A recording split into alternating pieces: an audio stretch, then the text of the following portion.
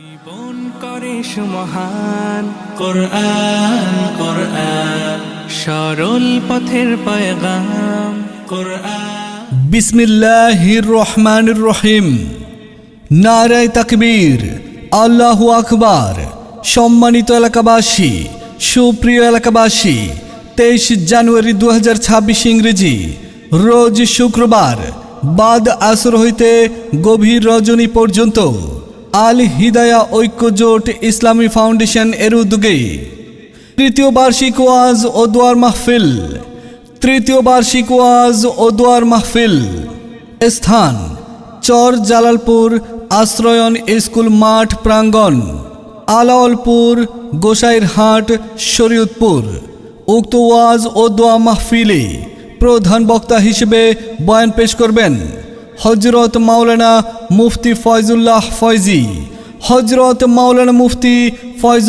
ফয়জি, ইমাম ও খতিব, মৌচাক মার্কেট, জামে মসজিদ, ঢাকা। বিশেষ বক্তা হিসেবে আরও বয়ান পেশ করবেন বাংলার আলোড়ন সৃষ্টিকারী কুয়াকাটা হুজুরের প্রতিচ্ছবি ও প্রতিধ্বনি মুফতি নাইমুজ্জামান সিদ্দিকী। পরিচালক জামিয়া ছমিরিয়া মার্কাজুল উলুম কওমি মাদ্রাসা, রাজবাড়ী। বিশেষ বক্তা হিসেবে আরও বয়ান পেশ করবেন সারা বাংলার সুর জাগানো দ্বিতীয় সিদ্দিকী মুফতি ইমরান হোসেন সিদ্দিকী বিবারিয়া। মাহফিলে প্রধান অতিথি হিসেবে উপস্থিত থাকবেন হযরত মাওলানা তোফাজ্জল হোসেন, বিশিষ্ট ব্যবসায়ী, ঢাকা। মাহফিলের প্রধান আকর্ষণ বিশ্বজয়ী হাফেজ নাজমুস সাকিব, ঢাকা। সৌদি আরব, দুবাই, ভারত হিফজুল কোরআন প্রতিযোগিতায় প্রথম স্থান অধিকারী।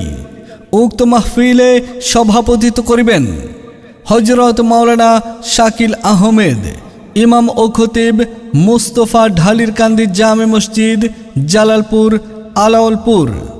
এছাড়াও তাশরিফ আনবেন স্থানীয় উলামায়ে কেরামগণ মাস্টার মোহাম্মদ গোলাম মুস্তফা, ইমাম, মাঝিবাড়ি জামে মসজিদ, হাফেজ মোহাম্মদ আবু ইউসুফ, ইমাম, আশ্রয়ন মসজিদ, কারি মোহাম্মদ বেলাল হোসেন, ইমাম, নান্নু মুন্সিরকান্দি মসজিদ। সৌজন্যে আল হিদায়া ঐক্যজোট ইসলামী ফাউন্ডেশন ও যুব সমাজ। উক্ত মাহফিলে দলে দলে যোগদান করে দোজাহানের অশেষ নেকি হাসিল করুন। তুমি আমার আলোকমালা, তুমি তো সাধনা। মুহাম্মাদুন মুহাম্মাদুন মুহাম্মাদুন মুহাম্মাদুন মুহাম্মাদুন নবিয়ুনা দুরুদ সালাম হাজারো তোমার। এসো মুসলিম দলে দলে 23 জানুয়ারির মাহফিলে যোগ দিন, সফল করুন শুক্রবারের মাহফিল। এসো মুসলিম দলে দলে তৃতীয় বার্ষিক ওয়াজ ও দোয়া মাহফিলে। এসো নবীন দলে দলে হযরত মাওলানা মুফতি ফয়জুল্লাহ ফয়জির মাহফিলে। এসো যুবক দলে দলে মুফতি নাইমুজ্জামান সিদ্দিকের মাহফিলে। ভুলবেন না ভাইগণ, চর জালালপুর আশ্রয়ন স্কুল মাঠ প্রাঙ্গণ, আলাওলপুর, গোসাইরহাট, শরীয়তপুর।